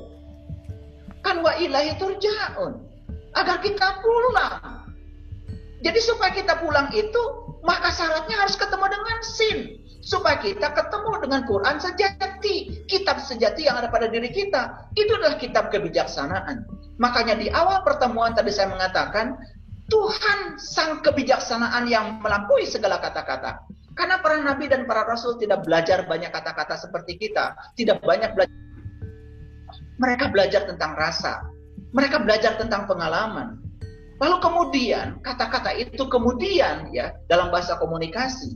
Karena komunikasi perlu kata-kata. Apa yang dipahami mereka, apa yang dirasakan mereka, terpaksa harus dinyatakan dalam bentuk kata-kata. Jadi kata-kata itu hanya menyampaikan apa yang mereka rasakan, yang mereka alami. Oleh karena itu, kalau sudah berbentuk kata-kata, akan menjadi distorsi, akan menjadi sangat berbahaya kalau kita tidak sama-sama mengalami. Nah, kemudian kalau saya bahas surah Yasin ini tidak cukup waktu. Kita sudah membuat CD-nya, silakan kalau mau mendengar. Sudah saya kupas dari ayat 1 sampai ayat yang terakhir. Tapi untuk malam ini, mohon dibuka Quran surat Yasin ayat yang ke-11. Baik, surat Yasin ayat yang ke-11. Ya. Baik, lihat ayat ini, luar biasa. Sesungguhnya kamu, lagi-lagi kamu. Siapa kamu di sini? Yang tadi, si utusan tadi. Dan utusan itu di setiap zaman, di setiap kehidupan akan ada. Akan ada. Cuman gelarnya yang sudah sampai titik sampai Nabi Muhammad. Gelarnya sudah sampai di sana, titik, gak usah diungkit-ungkit lagi. Tetapi sang utusan itu akan terus ada. Nabi Muhammad yang menyatakan, lebih bahagia lagi umatku yang hidup tidak sejaman dengan aku, tapi mereka masih dapat ilmuku dari para pewarisku. Jadi pewarisnya sin ini akan terus ada, yaitu orang yang sudah mengerti yang tiga tadi, sudah mengalami syahadat yang sejati, sudah mempertemukan nur insannya dengan Nurullah dan Nur Muhammad, sudah mempertemukan Rah Kudusnya dengan Putra dan Bapa, sudah mempertemukan Brahma, Wisnu dan Siwa, sudah mempertemukan Sukma sejati, Sukma kawakas dan Sukma. Apapun istilahnya menjadi tidak penting. Yang paling penting itu adalah tahu dan merasakan rasanya, wujud yang sejatinya. Kita lihat ayat berikutnya. Sesungguhnya kamu, lagi-lagi kamu muncul. Siapa kamu di sini? Sin tadi, yang berhak untuk menyeru untuk orang lain berhaji, yang berhak untuk menyeru orang lain untuk pergi ke Baitullah yang sejati, yang berhak untuk menyeru dan mengajak untuk bertemu dengan jati dirinya. Dan ayat ini mengatakan yang luar biasa. Sesungguhnya kamu hanya bisa memberi peringatan kepada orang yang mau mengikuti peringatan. Saya tegaskan, yang tidak hadir di Zoom malam ini tidak bisa mendengar saya. Hanya yang bisa mendengar saya adalah yang hadir malam ini. Dan saya percaya semua sahabat yang hadir mendengarkan kata-kata saya malam ini, semoga ini adalah kata-kata yang meluncur dari alam yang tinggi. Cuman saya sedang dipakai saja untuk menyampaikan kata-kata ini. Dan semoga kita semua termasuk yang mau mengikuti peringatan. Mari kita tuntaskan dulu. Sesungguhnya kamu hanya bisa memberi peringatan kepada orang yang mau mengikuti peringatan dan yang takut kepada Tuhan yang Maha Pemurah, walaupun tidak melihatnya, maka berilah mereka kabar gembira dengan ampunan dan pahala yang mulia. Saya hanya bisa memberi peringatan kepada mereka yang mau. Dan saya ingin menyampaikan selamat kepada para sahabat sekalian yang malam ini mau meluangkan waktu, membuka HP-nya, kemudian join meeting dengan kita malam ini. Dan mereka yang hadir malam ini adalah mereka yang mau. Semoga ketika kita mau, kita pun dimaui oleh Allah. Oleh karena itu maka buka Quran surat Al-Ankabut ayat yang ke-5, surat yang ke-29 ayat yang ke-5. Ini sudah saya jelaskan sebetulnya. Barang siapa yang mengharap pertemuan dengan Allah, maka sesungguhnya waktu yang dijanjikan oleh Allah itu pasti akan datang. Karena Dia Maha mendengar, Dia Maha mengetahui. Jadi ketika kita ingin, maka kita akan diingini. Ketika kita mau, akan dimaui. Semoga kita yang hadir malam ini adalah orang-orang yang mau. Bukan sekedar mau mengikuti peringatan, tetapi apa yang diperingatkan oleh saya malam ini mau diikuti, sehingga insya Allah pada saatnya, di ruang dan waktunya, kita akan bisa menemukan siapa jati diri kita yang sesungguhnya. Karena ketika kita sudah menemukan siapa jati diri kita yang sesungguhnya, maka seluruh pertanyaan tentang semesta ini akan terjawab dengan sendirinya. Itu saja barangkali sebagai prolog dari saya, dan kita akan lanjutkan lebih banyak untuk berdiskusi, karena saya lihat di chatting dari tadi banyak sekali yang sudah bertanya. Silakan kembangkan pemikiran, pertanyaan, walaupun baru sebatas kata-kata, tetapi insya Allah ini akan mengantarkan kita untuk mendapatkan hidayah yang sesungguhnya. Terima kasih. Silakan. Terima kasih, Ayah Guru, luar biasa. Boleh tepuk tangan dulu ya. Ini malam hari ini, wah, susah nafas ya. Setiap kalimat-kalimatnya benar-benar menghujam. Jadi saya mencatat banyak sekali mutiara-mutiara, tapi untuk memancing pertanyaan, dan siapa tahu ada yang mau langsung bertanya, monggo silahkan lewat raise hand boleh, ataupun lewat chatting juga boleh ya, silahkan. Tapi saya ingin mengapresiasi dulu apa yang disampaikan barusan, karena luar biasa malam hari ini statement bahwa 3 fase tadi itu luar biasa sekali gitu. Mari kita sama-sama sadari di dalam kegelapan, pencerahan dan kebangkitan itu kita harus sama-sama sadari. Jadi baru percaya sama kebenaran itu ternyata baru di kegelapan, karena ya percaya mungkin hanya mempercayai tapi tidak mengalami, dan kita lepas dari situ kita akan terbebaskan dari pro kontra, dan itu luar biasa sekali gitu ya. Dan dengan sudut pandang yang luas itu masuk ke dalam kebangkitan kesadaran. Dan quotes yang paling luar biasa malam hari ini yang saya dapatkan adalah hanya yang berani tersesat yang tidak akan tersesat. Nah itu one of the best gitu ya. Dan baru tersadar bahwa setiap kita sholat sejatinya kita menyadari kesesatan kita gitu. Jadi orang yang sadar sesat itulah orang yang sholat, karena setiap sholat adalah ihdinas siratal mustaqim, minta lagi jalan yang lurus, minta lagi jalan yang lurus, dan itu luar biasa sekali. Dan poin penting juga malam hari ini, berbicara haji tentang unta kurus tadi juga luar biasa sekali. Pak Saiful Karim mengupasnya. Yasin juga luar biasa sekali, menyadarkan bahwa Yasin di sini dengan simbol-simbolnya yang sangat luar biasa, perpaduan antara Nur Insan, Nur Muhammad sama Nurullah juga itu adalah sesuatu yang perlu kita sadari lebih dalam begitu. Dan yang paling penting, Pak Saiful Karim tadi mengatakan bahwa poinnya adalah Yasin itu bukan buat orang yang mati gitu, justru yang hidup agar bisa mati. Ah, itu jelek banget gitu ya. Nah, pertanyaannya kita sekarang masih hidup atau sudah mati kan gitu ya pertanyaannya. Oke. Kalau begitu saya akan ke pertanyaan dulu. Ini pertanyaannya private Pak, jadi saya bacakan. Salam Pak Saiful, saat meniti ke dalam diri, apakah dualisme yang harus dilampaui, misalnya benci dan cinta yang sangat besar hingga serupa perang batin yang saling tarik-menarik, bisa menjadi jalan menuju kembali ke Tuhan dan mengenali jati diri yang sesungguhnya? Oke, jadi kalau saya ambil kesimpulan pertanyaannya adalah perang batin di dalam itu bisa menarik kita ke dalam diri atau enggak sih, gitulah kira-kira. Silakan Pak Saiful Karim, mangga. Ya, baik. Terima kasih pertanyaannya. Di dalam Al-Quran itu ada kata-kata seperti ini. Tidakkah aku telah menunjukkan jalan? Tidakkah kamu mencoba jalan mendaki? Gitu. Lalu apa itu jalan mendaki? Fakur raqabah, bebaskan kamu dari perbudakan. Jadi sebetulnya manusia ini di dalam kehidupan di semesta ini diperbudak oleh apa? Diperbudak oleh dualitas. Nah, kita belajar meniti ke dalam diri itu sesungguhnya ya sedang belajar untuk menjadi seperti Tuhan. Ini dalam tanda kutip ya, belajar untuk menjadi seperti Tuhan. Makanya di awal pertemuan tadi saya mengatakan bahwa ya Tuhan itu berdiri di antara kebencian dan kecintaan sebagai kasih sayang. Jadi sebetulnya ketika kita masih memiliki kebencian dan kecintaan, dan kita masih terombang-ambing dalam kebencian dan kecintaan, atau sederhananya ketika orang senang kepada kita, kita senang pada dia, ketika orang benci sama kita, kita benci sama dia, sesungguhnya kita itu belum meniti ke dalam diri. Kenapa? Karena kita belum menemukan kasih sayang.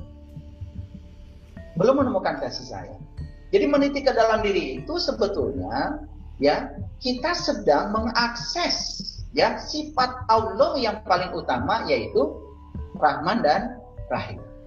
Dan sifat itu tidak mungkin bisa kita dapat dari buku. Sifat itu kita tidak mungkin dapat dari informasi dan pengetahuan luar. Karena sifat itu baru kita dapat kalau kita berhubungan dengan bendanya. Kita tidak akan bisa merasakan panasnya api kalau kita hanya membaca tentang api dari buku. Kita tidak akan merasakan sifat air walaupun kita membaca 1000 halaman tentang air. Nah, kita ini selama ini terjebak. Dikiranya kalau kita membaca Al-Quran yang tertulis, kita akan bisa merasakan sifatnya Tuhan. Tidak, kita sedang bermain dengan kata-kata. Makanya sering mengatakan sesuci apapun, ya kata-kata tetap aja itu kata-kata. Oleh karena itu maka meniti ke dalam diri itu sebetulnya melampaui segala kata-kata. Melampaui segala kata-kata berarti kita ingin merasakan air, ya bersentuhan dengan air. Ingin merasakan panas, bersentuhan dengan api. Kan seperti itu. Nah, kalau kita ingin merasakan sifat-sifat dia, kita harus menyatu dengan dia. Itu yang namanya tauhid. Karena ketika kita menyatu dengan dia, Yang terjadi apa? Yang terjadi itu ada resonansi. Ada resonansi. Jadi energi dari alam tinggi itu akan mengalir, mengisi kekosongan pada diri kita. Energi kasih sayang, energi kelembutan, energi kekuatan, ya, energi kecerdasan itu akan mengalir. Oleh karena itu maka tidak bisa ya meniti ke dalam diri itu hanya mengikuti, mohon maaf, ceramah-ceramah seperti ini. Karena harus praktek. Ini kan baru cerita tentang airnya, ini baru cerita tentang apinya, tapi praktek untuk merasakan air, praktek untuk merasakan api kan belum. Kita tuh belum meniti ke dalam diri. Ini baru pengantar meniti ke dalam diri. Jadi jangan buru-buru puas ketika sudah mendengarkan ungkapan-ungkapan indah dari saya, kemudian merasa kita sudah mencapai pencerahan. Tidak. Kalau di Quran surat Al-Baqarah itu dikatakan, ketika kita masih tertutup, dan kemudian kita mendapatkan cahaya kecil, cahaya itu dalam sekejap juga akan hilang. Mungkin setelah selesai saya bicara, kesadaran itu hilang lagi. Makanya tidak permanen, karena kita masih tertutup. Maka itulah pentingnya kita harus terbuka dulu. Harus terbuka dulu. Jadi sekali lagi poinnya adalah, kalau kita ingin terbebas dari kebencian dan kecintaan, berarti kita harus merasakan kasih sayang. Bagaimana kita merasakan kasih sayang? Menyatu dong dengan sang pemilik cinta kasih itu. Menyatu dengan dia sang pemilik cinta kasih. Kita tidak akan merasakan sifatnya kalau kita tidak menyatu dengan barangnya. Sama seperti kita. Bagaimana kita mau terbebas dari penilaian benar dan penilaian salah? Kita harus menemukan kebenaran. Bagaimana kita bisa terbebas dari keberanian dan ketakutan? Harus mencapai ketenangan. Bagaimana kita terbebas dari kehidupan dan kematian? Harus mencapai keabadian. Dan mencapai keabadian itu di sini, sekarang. Kita harus menyaksikan keabadian itu. Makanya diri kita yang sesungguhnya kan tidak pernah mati. Makanya diri kita yang sesungguhnya itu sebetulnya seperti layar kita yang sedang disaksikan ini. Walaupun sekarang Kang Marlo memposting video tentang kebakaran, layar monitor kita tidak kemudian jadi hangus. Kalau Kang Marlo sekarang memposting video tentang banjir, layar kita tidak menjadi basah. Itulah jiwa kita sebetulnya tidak terjebak oleh kiri dan kanan, tidak terjebak oleh benar dan salah. Satu kuncinya yang sederhana supaya tidak banyak berkata-kata. Meniti ke dalam diri itu sesungguhnya adalah ingin agar kita menjadi seperti dia. Itu kunci. Oke, itu simpel tapi ingin menjadi seperti dia, dan memang tujuan akhirnya adalah ke situ gitu ya. Oke, hatur nuhun Pak Saiful Karim, mudah-mudahan bisa menjawab private question tadi gitu ya. Oke, kita ke Ibu Mayang Setiadi. Silakan Ibu Mayang, boleh di-unmute. Oke, assalamualaikum. Waalaikumsalam, silakan Ibu. Ya, luar biasa malam ini, Pak Saiful. Saya mau bertanya, tadi kan Pak Saiful berkali-kali bilang bahwa kita harus meniti ke dalam diri.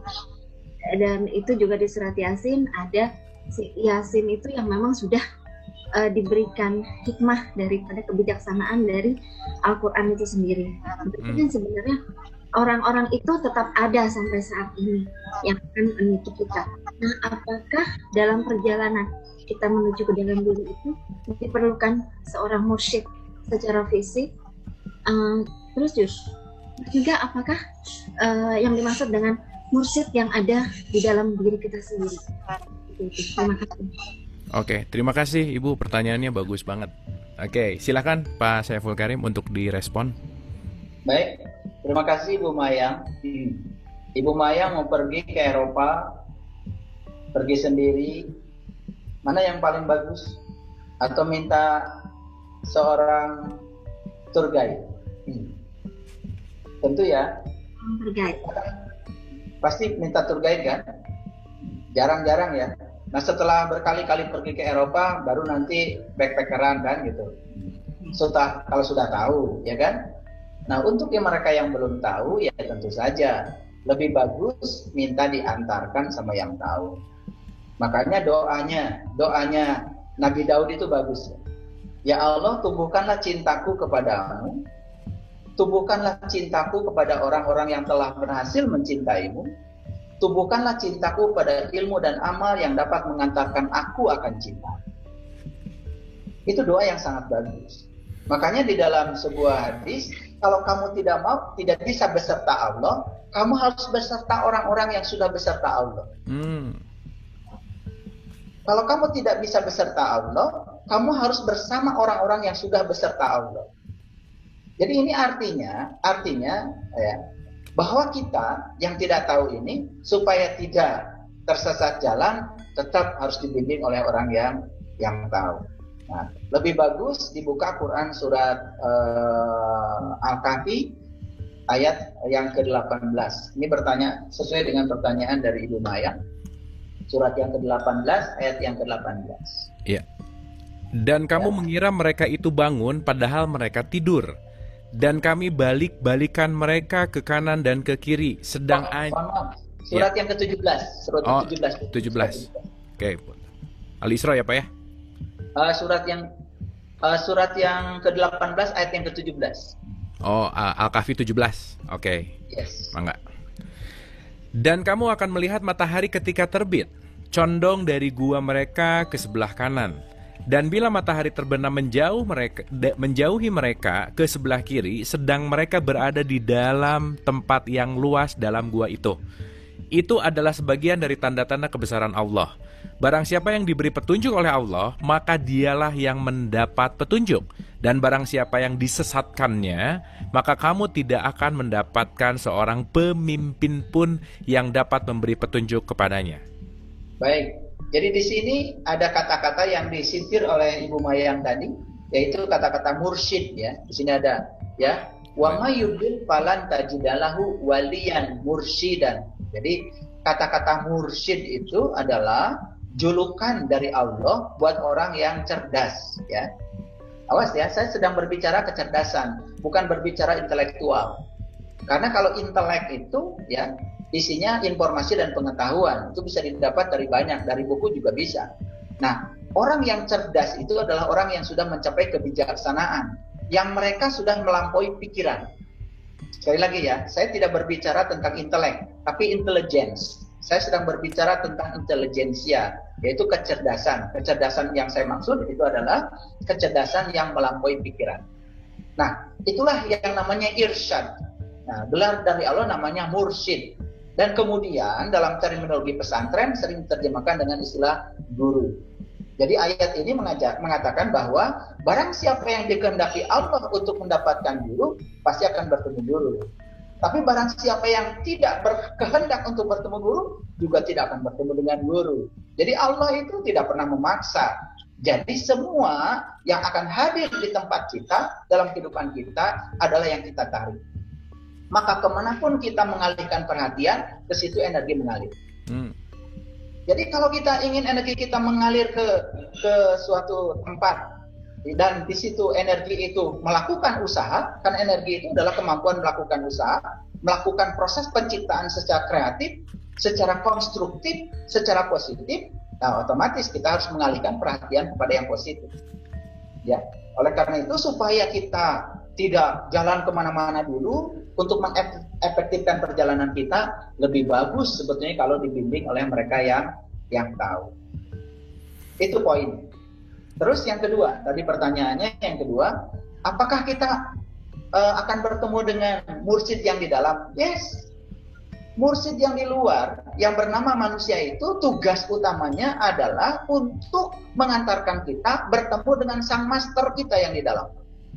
Jadi nanti kalau sudah ketemu master kita yang di dalam, kita menjadi sangat ahli.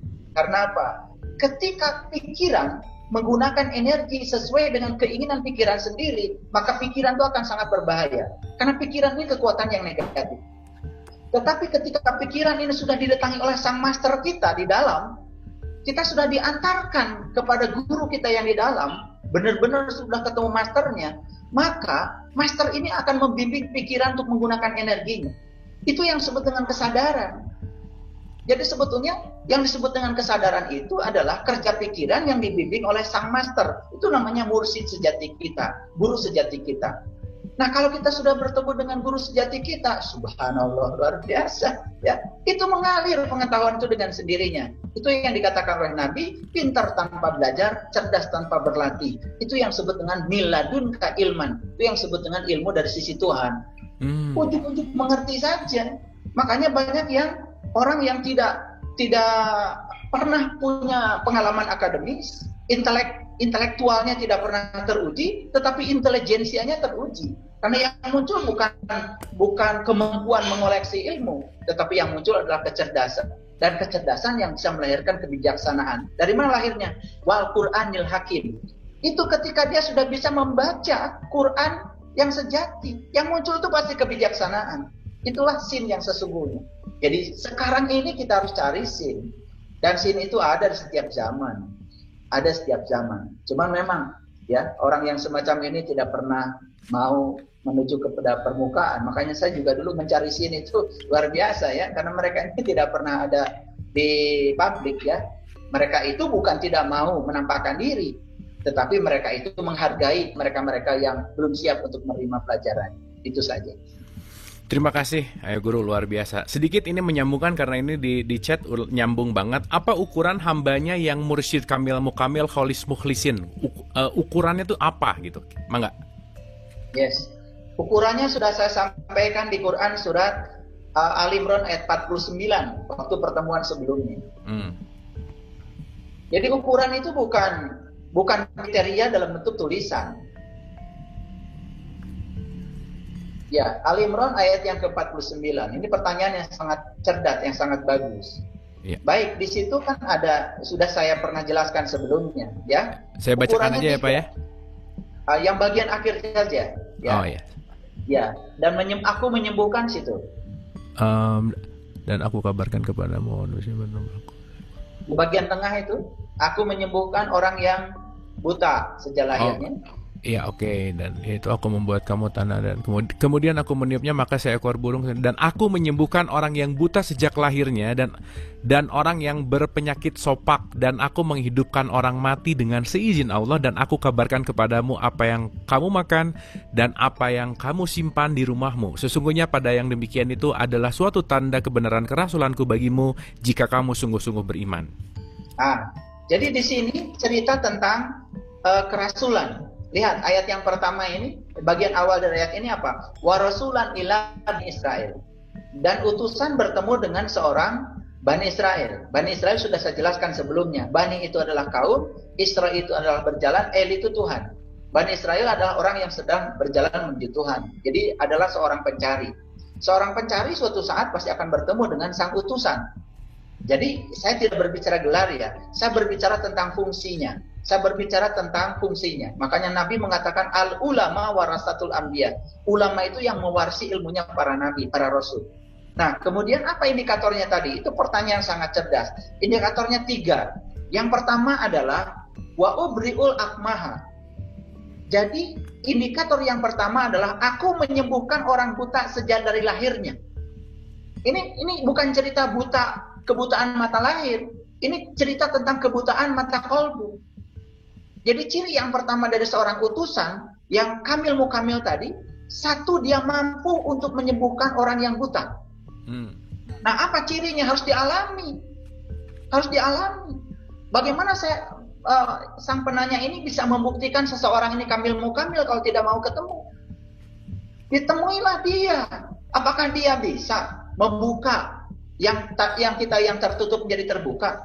Apakah dia bisa mengantarkan kita yang tadinya tidak ingat kepada Allah menjadi ingat kepada Allah? Kalau itu terbukti, berarti dia kamil mukamil. Yang kedua, wal abroso. Abroso itu penyakit kulit. Nah, penyakit kulit itu penyakit alergi. Penyakit sulit untuk menerima perbedaan. Kan penyakit kulit ini sekarang mendunia ya. Penyakit kulit itu penyakit luar. Ngerti sesuatu cuma kulitnya doang. Ngerti sesuatu cuma kulitnya saja, nggak ngerti dalamannya. Nah, apakah kita punya penyakit kulit itu? Mungkin kita punya hari ini. Karena apa? Kita pun tahu diri kita, bukan yang dalamnya. Kita tahu diri kita yang luarnya saja, cuma tubuh saja. Tubuh saja rahasianya kita tidak tahu. Nah, itu namanya wal abroso, penyakit kulit. Itu yang kedua. Jadi indikator yang kedua, setelah seseorang itu sembuh dari penyakit buta mata kalbu, yang kedua, dia harus sembuh dari penyakit kulit. Dan yang ketiga, wa uhil mauta. Itu indikator yang ketiga. Wa uhil mauta artinya apa? Dia bisa membangunkan orang yang mati. Ini bukan cerita orang yang mati sudah sudah mati beneran, bukan itu. Orang yang kelihatannya seperti hidup pada sesungguhnya mati. Mati apanya? Mati kesadaran. Makanya Imam Al-Ghazali kemudian menulis Ihya Ulumuddin karena ingin menghidupkan orang yang mati, ingin menjadikan agama yang mati menjadi hidup, agama yang materi ingin menjadi energi, agama yang tidak sadar menjadi sadar. Itu sebetulnya. Nah, jika seseorang itu mampu seperti yang dinyatakan Quran ini menyembuhkan 3 penyakit yang ada pada kita, 1 penyakit buta mata kalbu, yang kedua penyakit kulit, yang ketiga penyakit kematian kesadaran kita sendiri, dan kita menjadi bangkit, mengalami kiamat saat ini juga, bangkit kesadaran kita, dan kita memiliki jendela baru untuk memandang kehidupan, maka kita pindah dari neraka ke dalam surga di dalam kehidupan yang sekarang karena kesadaran kita meningkat. Dialah seorang yang mursyidkan ilmu kami. Oke, luar biasa. Terima kasih, Pak. Kita ke penanya langsung, Bapak Suroyo. Silakan Pak Suroyo. Assalamualaikum warahmatullahi wabarakatuh. Terima kasih Kang Abu. Mongga Pak. Saiful, ya. Pertama kali saya harus bersyukur luar biasa pada Allah. Tadi mengenai surat, saya nggak tahu. Sebenarnya semua orang kan berharap bertemu, berharap mencari Allah gitu kan. Tapi tingkat kepuasannya mungkin berbeda gitu kan. Saat orang cukup dengan saya sujud aja sudah ketemu dengan Allah, orang bilang begitu kan. Jadi alhamdulillah rezeki Allah saya di perjalanan. Saya kan jadi orang yang tadi yang jadi tersesat, akhirnya saya bertanya begitu Pak. Ya alhamdulillah. Tapi saya bertemu juga dengan teman-teman yang tersesat juga. Gitu ya Pak ya. Oke. Akhirnya kok saling menyalahkan gitu. Artinya begini. Mudah-mudahan Bapak paham sedikit ya. Artinya gini, pada saat saya masuk tersesat, saya bertanya gitu kan, kemudian ada yang jawab, kamu tersesat, harusnya begini, harusnya itu, harusnya guru. Jadi masalahnya guru kamu, terus guru dia. Jadi saya pikir, udahlah, artinya saya di mana aja saya harus berguru, saya bersedia, Allah menunjukkan gitu aja, gitu Pak. Satu. Kedua, bertemu dengan Allah itu tadi kan, adalah kita masih hidup kita tapi gitu kan. Terus kemudian ini nggak oh ya satu lagi mengenai kehakiman. Jadi saya mau tanya sedikit, di Judgment Day itu kan kalau kita pada awal-awal kita belajar dari kecil dulu ada hari kehakiman, di mana semua orang nanti kan dibangkitkan kembali, kemudian diadili, si A boleh segala macam. Nah, tapi kan setelah saya belajar, kita hidup kan bukan saat ini kita hidup ada. Mungkin juga nanti ada cucu kita nggak tahu kita akan inkarnasi atau kita selesai dengan tugas belajar kita gitu kan, kira kita selesai. Nah, saat yang disebut dengan Judgment Day itu si A mana dan BB yang mana gitu, dia kan kehidupannya berkali-kali gitu juga kan.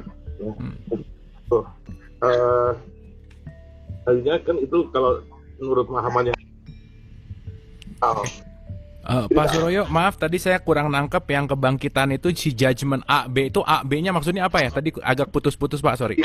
Si A gitu kan dibangkitkan. Misalnya saya dalam pemahaman saya yang dahulu ya, saya adalah Suroyo. Kemudian saya dibangkitkan, saya ditimbang oleh Allah. Kemudian orang akan bertanya kepada saya gitu kan, apakah ada yang tersakiti oleh saya gitu kan. Nah, pada saat orang si B itu merasa tersakiti oleh saya, maka pahala saya akan diambil gitu kan. Kalau saya habis, maka dosa dia akan masuk ke saya gitu. Itu masalah Judgment Day yang itu gitu. Oke Pak. Saya banyak mau tanya, tapi saya bersyukur aja ya Allah. Oke Pak. Terima kasih Pak Suroyo. Wah luar biasa ya, kita semuanya sama-sama bersyukur bisa ketemu memangnya, semuanya kita sama-sama bersyukur. Oke, saya akan ringkas dulu pertanyaan Pak Suroyo, mungkin tadi agak putus-putus, jadi saya menggunakan keahlian membaca mulut tadi ya sebenarnya. Oke, jadi gini, nomor 1, perjumpaan dengan Tuhan itu bisa dirasakan ketika sujud aja saya bisa merasakan. Beliau tadi mengatakan seperti itu, tapi yang membedakan adalah kepuasannya gitu. Kepuasan masing-masing itu yang berbeda, itu nomor satu. Nah, yang kedua, ketika tadi ada statement bahwa hanya orang yang berani sesatlah yang yang tidak akan tersesat gitu. Tapi ada orang yang masih mengomentari hati-hati terhadap yang sesat ini gitulah kira-kira. Karena orang lain juga nggak tahu ketersesatannya sampai mana gitu. Nah, yang ketiga, mengenai kebangkitan gitu. Kadang-kadang kebangkitan yang kita tahu bahwa kita akan dibangkitkan kembali, dan ketika ada dosa orang lain itu akan dibalaskan dengan kita, bahwa nanti kita akan tuker-tukeran dosa lah dalam tanda petik. Di kebangkitan itu akan ada pembalasan dosa gitulah kira-kira. Nah, mungkin ini kesimpulan dari pertanyaan Pak Suroyo, dan saya rasa ini jawabannya nggak mungkin 5-10 menit, ini perlu 4 SKS lagi gitu ya Pak SK. Tapi mau nggak Pak Saiful Karim untuk direspon, silakan. Yang pertama, tentang pertanyaan tentang perjumpaan. Ini sangat sulit saya untuk menjelaskannya. Karena kan kita selama ini yang namanya perjumpaan itu diajari kata ini dari istilah sehari-hari. Perjumpaan itu seperti saya bertemu dengan Pak Suroyo atau bertemu dengan Kang Marlo, kan seperti itu. Padahal kan Allah itu adalah tak terbatas. Allah itu tak berhingga. Dia mengisi seluruh kekosongan. Makanya beliau cuma mengatakan siapa yang bertemu dengan diri sejatinya sudah sama dengan bertemu dengan aku. Siapa yang mengenal diri sejatinya, dia akan mengenal aku. Nah, klaim tentang perjumpaan tadi itu ya seperti orang sholat sudah merasa berjumpa. Klaim-klaim yang semacam itu ya tentu saja tidak masalah. Ya, tidak usah diusili, biarkan saja di tingkatannya masing-masing. Tetapi kita kan tentu ingin agar ada standarisasinya. Nah, para nabi, para rasul sudah memberikan jalan kepada kita bahwa Nabi Muhammad sudah Isra Mi'raj. Nabi Ibrahim pernah dibakar oleh api. Nabi Yunus pernah ditelan oleh ikan. Ya, Nabi Musa pernah membelah laut. Itu kan sebetulnya itu pengalaman spiritual yang sama, ya. Itu sebetulnya pengalaman spiritual yang sama. Nah, kalau kita sudah mengalami ya di bawah bimbingan seorang yang tahu, maka bahasa-bahasa yang berbeda tadi itu akan bisa disatukan sebetulnya. Itu esensinya adalah penelitian ke dalam diri untuk bertemu dengan jati diri kita sendiri. Jadi klaim yang tadi boleh saja, tetapi tentu saja kita ingin agar ngaku itu harus diaku. Jadi harus ada standar minimal lah yang membuat pengakuan kita itu menjadi sangat layak. Itu yang pertama. Yang kedua, ketika kita kemudian ya diusili oleh orang lain, hati-hati, ya itu ajaran sesat. Yang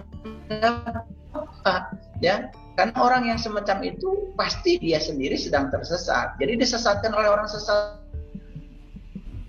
Kalau ingin berubah dari domba menjadi singa, maka satu-satunya cara adalah kita harus berani berbeda. Kita itu takut untuk berbeda dengan kebanyakan orang, padahal cek 1 2. Nah, kita akan mengaum, dan auman kita itu adalah auman kebebasan. Nah, itu auman kebebasan itu yang akan mengantarkan kita untuk menemukan jati diri kita yang sesungguhnya. Kemudian yang ketiga tentang kebangkitan. Ya, sebetulnya sederhana sekali. Semesta ini membawa 3 hal sebetulnya. Jadi semua kita datang ke semesta ini hari ini, siapapun orangnya, ya, kita ini sudah membawa data karma masa lalu.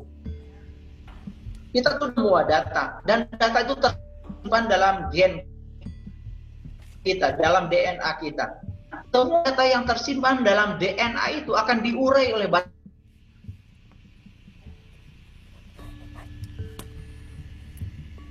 Oke, ini putus lagi ya. Sebentar. Aduh, ini padahal bagian-bagian paling-paling nih ya. Udah saya gantiin aja saya ngomongnya. Jadi gini. Bentar. Oke Pak, boleh punten Pak tadi putus-putus.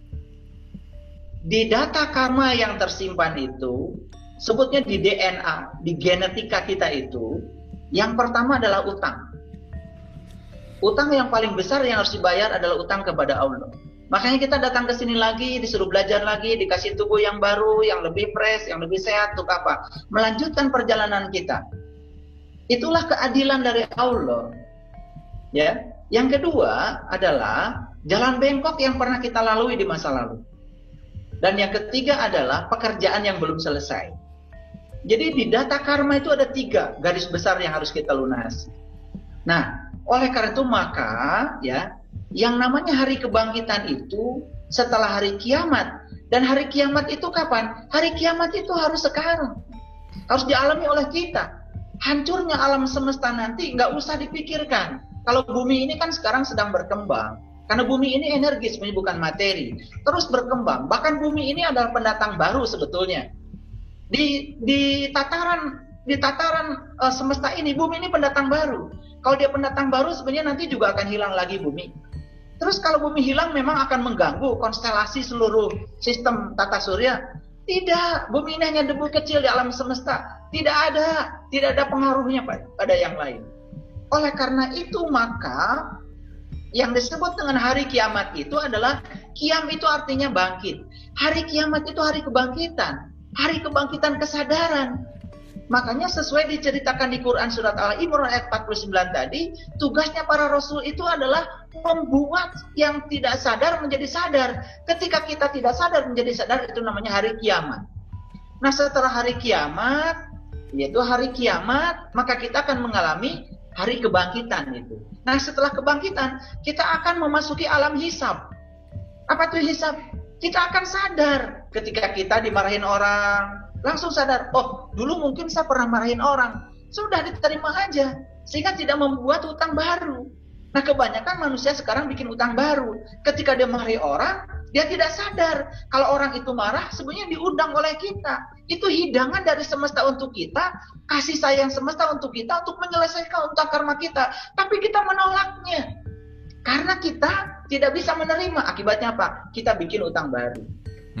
Terus akan seperti itu. Nah, meniti ke dalam diri itu salah satunya adalah mengakselerasi kesadaran kita agar kita bisa menyelesaikan utang masa lalu kita dan kita tidak bikin utang yang baru.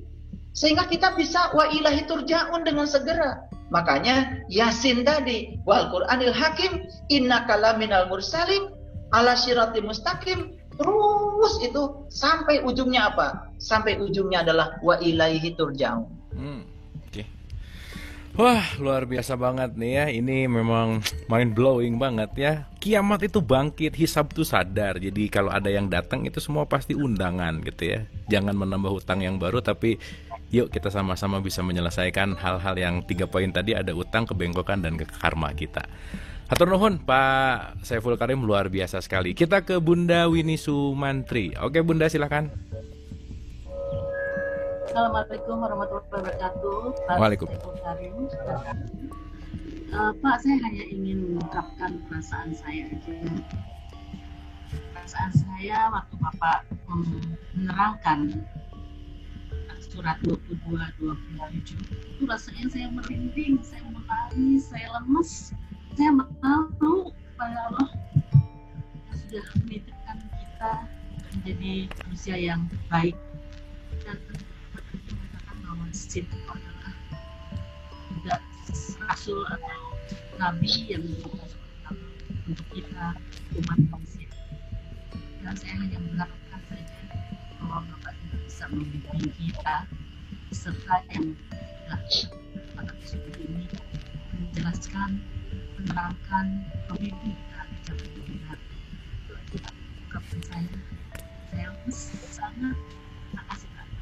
Terima kasih Bunda Winnie. Jadi barusan mencurahkan bahwa bersyukur dan sangat merinding ketika tadi diterangkan surat Al-Hajj 27, ketika tadi dikatakan atau dijelaskan tentang Yasin, itu merinding sekali. Mungkin boleh direspon Pak Saiful Karim, kenapa nih bisa seperti ini? Mangga. Ya, sebetulnya menurut ahli fisika namanya Darin Detera, informasi itu energi. Tadi saya sudah kasih prolognya dalam bukunya yang berjudul Introduction to Quantum Consciousness. Beliau menyatakan bahwa Informasi itu energi. Kelihatannya yang saya sampaikan ini adalah informasi. Kelihatannya yang saya sampaikan ini kata-kata. Padahal sebetulnya kata-kata ini hanya sekedar sarananya saja. Yang saya sampaikan itu energi. Yang saya sampaikan itu adalah energi. Jadi karena sampainya di sana energi saya dengan energinya Bunda Wini beresonansi. Itu yang kemudian terjadi, ada perasaan merinding tadi itu. Bukan sembarangan, ya. Karena Quran surat Al-Hajj ayat 27 ini bukan sekedar saya bicarakan, sudah saya alami. Bahwa sebetulnya yang namanya haji itu, ya, tadi saya jelaskan, ya, kan kita disuruh untuk berhaji. Bahkan disuruh untuk menyeru orang untuk berhaji. Kalau kita analisis siapa yang boleh menyeru dan siapa yang harus diseru. Dan ternyata yang luar biasa, yang diseru itu nggak naik pesawat, yang diseru itu nggak naik mobil, yang diseru itu nggak pergi kemana-mana, hanya berjalan kaki mendatangi yang menyeru. Hanya mendatangi yang menyeru dengan berjalan kaki dan menggunakan unta yang kurus. Unta yang kurus itu adalah tubuh kita. Unta yang kurus itu adalah kendaraan terhebat yang sediakan Allah buat kita untuk meniti ke dalam diri kita. Maka siapa yang sudah bisa menggunakan kendaraan ini untuk mengantarkan sang penumpang di dalam diri kita? Siapa penumpangnya? Penumpangnya adalah jiwa kita. Jiwa kita tuh sudah rindu, ingin haji, ingin bertemu dengan sang pemilik rumah, ingin bersujud, bersimpuh di sana, ingin mengatakan ini wajahtu wajhialilladzi fatarus samawati wal ardh. Ingin itu, tapi kita nggak ngerti caranya seperti apa. Lalu kita pergi ke tempat yang jauh. Apakah kita mendapatkannya? Belum tentu kalau tidak dibimbing oleh orang yang tahu. Makanya cukup berjalan kaki, berarti jaraknya dekat. Karena dia sudah ngasih alamat, aku bersamamu lebih dekat padamu daripada rotan di lehermu. Kenapa ayat yang sebegitu jelas ini kemudian kita tidak hiraukan? Lalu kenapa saya tadi bicara surah Yasin, kemudian getarannya sampai di Bunda Wini? Karena yang saya sampaikan bukan informasi, yang saya sampaikan adalah energi. Yasin, luar biasa. Wahai Sin, itu panggilan cinta kasih Allah kepada siapa saja yang sudah menjadi Habibillah. Salatullah, salamullah, ala taha rasulillah, salatullah, salamullah, ala Yasin Habibillah. Yasin itu orang yang sudah dicintai Allah. Yasin itu adalah orang yang sudah disayangi oleh Allah. Yasin itu orang yang sudah sampai kepada dia. Yang hidupnya sudah menjadi dia. Yang matanya adalah dia, penglihatannya adalah dia, pendengarannya adalah dia, kata-katanya adalah dia, pemberiannya adalah dia, kakinya adalah dia. Inna sholati wa nusuki wa mahyaya wa mamati lillahi rabbil alamin la syarikalah wa bidzalika umirtu. Apapun yang diperintahkan dia, apapun rencana dia, tidak menolak lagi. Itulah Yasin.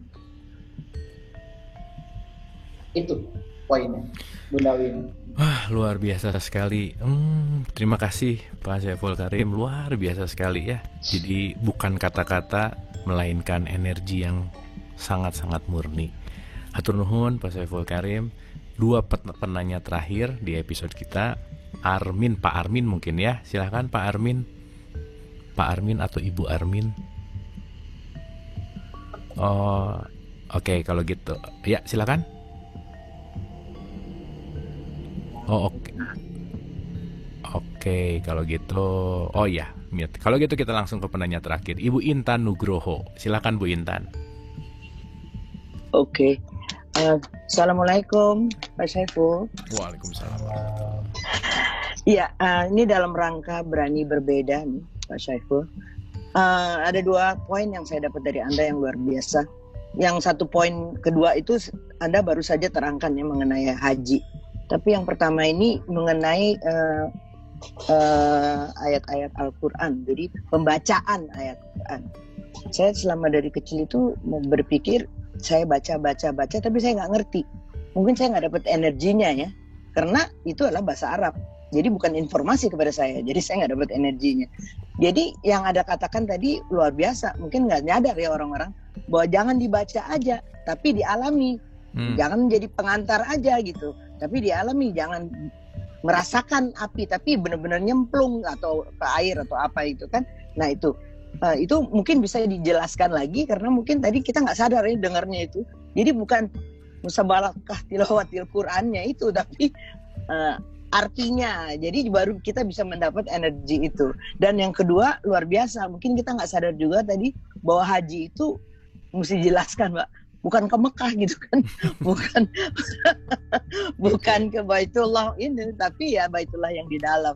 Terima kasih, luar biasa. Oke, seperti biasa pertanyaannya Bu Intan tuh selalu keren gitu ya. Ya Allah bisa aja.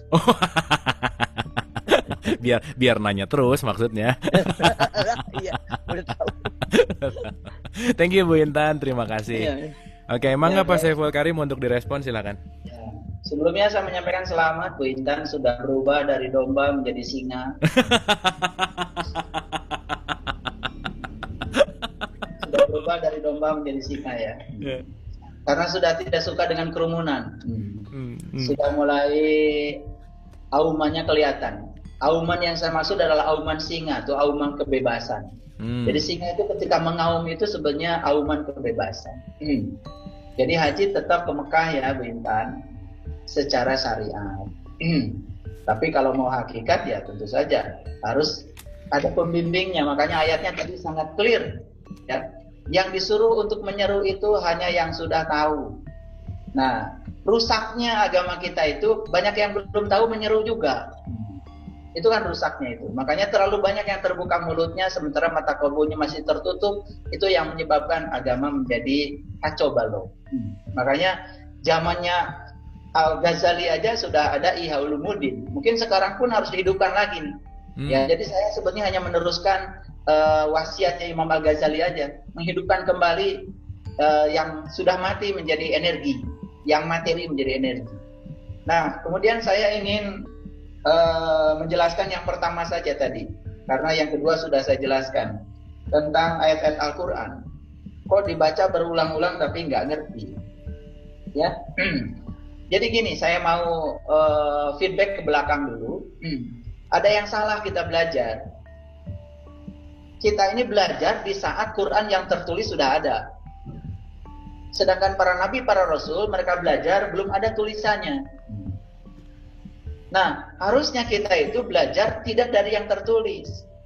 Kita belajar yang tidak tertulis dulu. Jadi kalau kita mau nyontoh para nabi, para rasul, contoh mereka seutuhnya. Di zaman Nabi Muhammad belum ada Quran yang tertulis ini. Oleh karena itu banyak sekarang yang orang baca aja terus merasa sudah jadi umatnya. Padahal di zaman Rasulullah tuh nggak ada orang baca Quran. Qurannya aja belum ada. Jadi mohon maaf ini agak ekstrim nih saya bicara ya. Tapi kalau sukanya bicara yang tulisan ya silakan. Di zaman Nabi Muhammad itu belum ada orang baca Quran. Lah Qurannya aja belum ada. Itu baru ada zaman Khalifah Utsman bin Affan. Itu sejarah ya, tidak bisa dibantah. Jadi ada yang terbalik. Kita ini membaca tulisan dulu. Kalau mereka itu membaca rasa dulu, yang sejatinya dulu. Jadi yang dibaca itu Quran yang tadi itu, wal Quranil Hakim, Quran kebijaksanaan.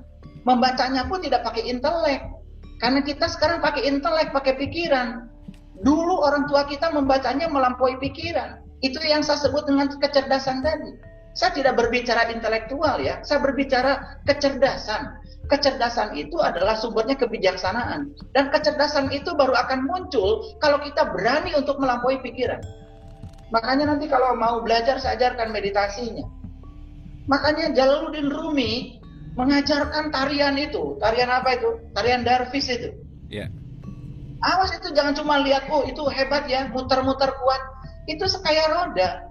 Roda itu yang bergerak cuma pinggirnya saja. Tapi pusatnya tidak bergerak. Jadi ketika tubuh digerakkan sebetulnya makin cepat digerakkan. Maka terlepas antara tubuh dengan diri sejati kita.